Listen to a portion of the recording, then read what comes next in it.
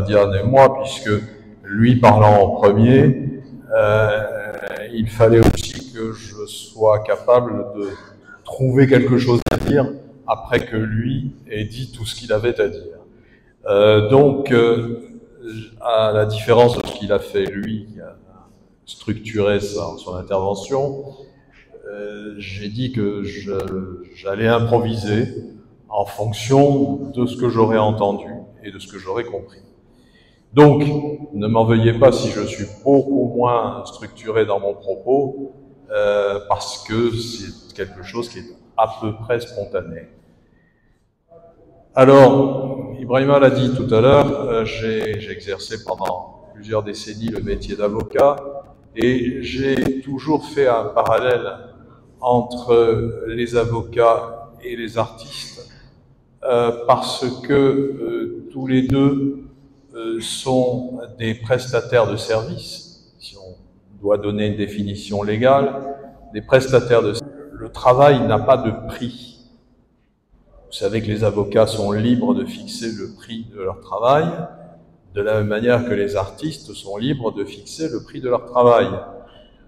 Le problème, vous l'avez vite compris, c'est de savoir s'il y a une adéquation entre l'offre qui est faite par l'artiste ou l'avocat et puis la demande qui peut être faite par les clients ou les collectionneurs et qui peuvent légitimement considérer que ce qu'on leur offre en échange n'est pas à la hauteur des prétentions des personnes concernées.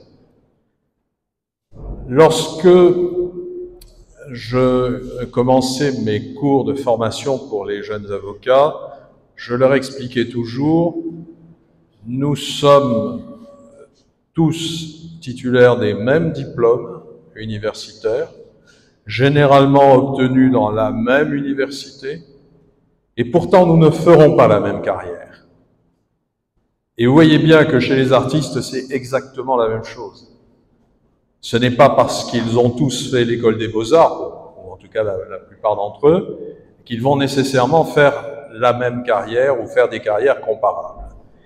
Et c'est très important lorsqu'on veut parler des défis économiques et de la stabilité socio-culturelle dans le domaine des industries créatrices et des arts visuels, c'est de bien se rendre compte que, comme je le dis aux avocats, ce n'est pas la formation que vous avez reçue qui est à la base de votre réussite, ce sont vos autres qualités. Et ce sont celles-là qu'il faut vous apprendre, qu'il faut que vous appreniez à développer. Et ce sont ces autres qualités-là que l'on cherche aussi chez un artiste. Oui, il aura appris la perspective, le dessin, les couleurs, etc., etc. So what? Vous savez très bien que ce ne sont pas nécessairement ceux qui ont été les meilleurs élèves qui donnent les artistes qui sont les plus reconnus. Et donc, il faut, et ça me paraît extrêmement important, que l'on arrive à essayer de cultiver en chacun de nous les capacités qui nous permettent de nous distinguer les uns des autres, qui nous permettent d'avancer, qui nous permettent une forme d'originalité et qui nous permettent d'être là où les autres ne sont pas et où les autres ne nous attendent pas forcément. Cela nécessite en premier lieu que nous arrivions à définir ce que nous voulons. Comme je le dis aux avocats, je vous promets, après je ne parlerai plus d'avocats, mais pour l'introduction il le fallait. Comme je le dis aux avocats, vous devez définir vos ambitions en fonction de votre, d'abord de vos capacités, de votre endurance, et puis surtout de vos envies. Si pour vous, être avocat à Ourossogui constitue pour vous l'essentiel de vos ambitions et que la notabilité aidant, vous finirez par être conseiller municipal et peut-être imam de votre mosquée, et que ça suffit à votre bonheur. Ne cherchez pas plus. Si vous rêvez d'être en revanche un de ces avocats qui sautent d'un avion à l'autre pour aller traiter les gros marchés à travers le monde, etc., oui, alors donnez-vous-en les moyens. Et c'est là qu'il est extrêmement important de commencer par définir ce dont on a envie. Oui, certes, on rêve tous d'être exposés dans les plus grands musées et d'être dans la coqueluche des salles de vente à travers le monde. Mais encore faut-il avoir des rêves raisonnables, si je peux me permettre de dire ça. Et donc, il appartient à chacun d'avoir conscience de ses possibilités, de ses limites, mais aussi d'avoir les moyens de ses ambitions. Si réellement vous voulez faire une carrière internationale, aller comme ça de musée en biennale, de résidence, il faut le faire, mais il faut le faire sérieusement. Et le faire sérieusement, cela nécessite déjà, pour commencer, d'essayer de comprendre les règles du jeu. Parce que vous vous insérez, nous nous insérons dans un univers qui existe, un univers hyper connecté, qui communique beaucoup et qui est marqué par une économie de marché, des cotes, des visions à court, moyen, long terme, des collectionneurs par rapport à l'investissement qu'ils réalisent ou pas, qui se font aider par des conseillers artistiques, encore un autre métier, parce qu'il faut ceux qui vendent et puis il faut ceux qui achètent. Et tout ça, si on ne veut pas le prendre en compte, eh ben oui, on peut se faire plaisir. Encore une fois, je vous dis, je reprends l'image de l'avocat installé du côté d'Ourossogui qui prend beaucoup de plaisir à faire ce qu'il fait. La question est de savoir si c'est ça votre ambition ou pas. Si c'est ça, elle est tout à fait respectable. Mais vous ne pouvez pas vouloir une chose et son contraire. Et c'est pour ça que il est absolument impératif que vous preniez conscience très tôt lorsque vous êtes dans le milieu artistique.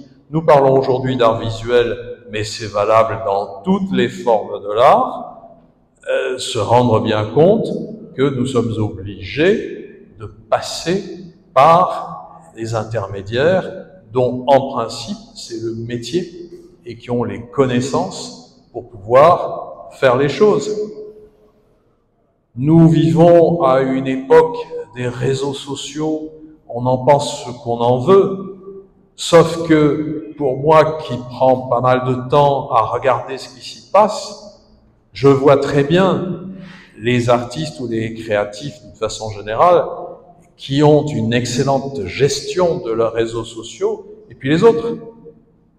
Et tous ceux que je connais qui ont une excellente gestion de leurs réseaux sociaux, je leur ai demandé, mais c'est vous qui vous occupez de la mise à jour de votre Instagram, etc.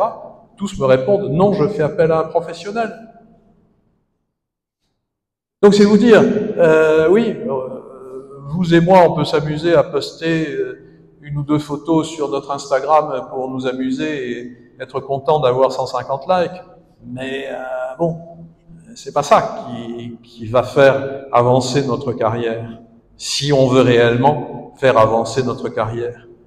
Et si on a le droit, les avocats n'ont en principe pas le droit de faire de la publicité, donc on s'exclut de cette histoire-là, mais si vous voulez, il est extrêmement important de bien avoir conscience que si vous n'avez pas la maîtrise technique de toutes ces technologies, de toutes ces méthodes, de tous ces moyens de faire progresser et faire connaître votre travail et vos activités, vous resterez en marge. Ça ne veut pas dire que vous serez malheureux, mais vous n'aurez pas, dans l'univers qui est le nôtre en plein XXIe siècle, la représentativité que vous pouvez espérer. Alors, également être capable de gérer et cela ne se fait pas sans difficulté, parce que nous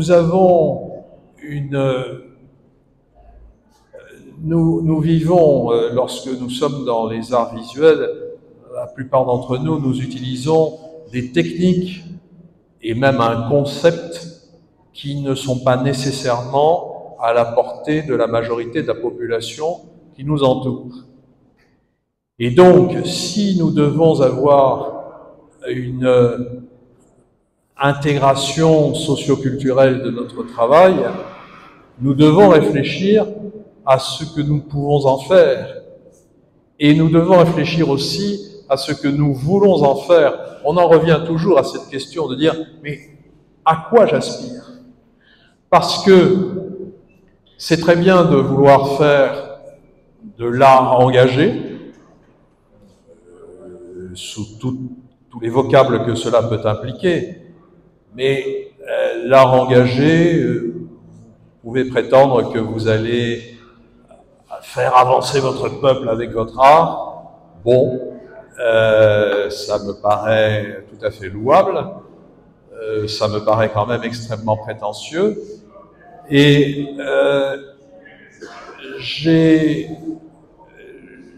j'emprunte à Henri Lopez, qui vient de décéder il y a quelques jours, une phrase qui me paraît extrêmement importante à retenir, lorsqu'il disait « Une bonne littérature n'est pas engagée ». C'est l'auteur qui peut être engagé, mais en revanche, la littérature doit être engagée. Éventuellement, ils peuvent acheter du plus grand nombre. J'ai toujours été un grand partisan du off de la Biennale et de la liberté absolue du off de la Biennale. Parce que pour moi, s'il y a une exposition dans un petit CEM de l'extrême banlieue de Dakar qui représente les travaux des élèves de l'école, cela est pour moi aussi important que ce qui peut se passer au niveau du palais de justice. Parce que les gens ne viendront pas au palais de justice. Par contre, les gens du quartier, les parents des élèves, etc., iront voir le travail et ainsi vont pouvoir commencer à s'intéresser, à découvrir, à comprendre les manifestations artistiques et leur importance. Et ça commence comme ça. Et c'est pour ça que ça me paraît extrêmement important qu'on maintienne ce genre de choses et ce genre d'initiatives pour que ce soit constamment à la portée du plus grand nombre et que chacun puisse y prendre la part de plaisir qu'il peut prendre. Et c'est pour ça que lorsque nous parlons de stabilité socio-culturelle, nous devons prendre en compte tous ces paramètres et nous devons en particulier voir le rôle que joue l'artiste dans sa société, qui n'est pas nécessairement le rôle d'un maudit qui est en dehors de toute espèce de normes, en dehors de tout, qui a une famille, qui a un univers social, qui procure du travail à beaucoup de gens. Vous savez vous-même qu'un artiste, mettons un peintre, a besoin de quelqu'un pour lui faire des châssis, a besoin de quelqu'un pour lui vendre des toiles, pour lui vendre des couleurs, a besoin de quelqu'un, je parle même pas ensuite de ceux qui se chargent d'exposer, qui se chargent de présenter, de photographier, etc., etc. Et tout ça, c'est ça qui fait avancer le système économique dans nos pays. Et je crois beaucoup personnellement à ce qui était l'une des devises de Raoul Follereau, qui était un des pionniers de la lutte contre la lèpre en Afrique, qui disait « Nous ne sommes qu'une goutte d'eau dans l'océan, mais sans goutte d'eau, il n'y aurait pas d'océan. » C'est sur ces mots que je préfère terminer.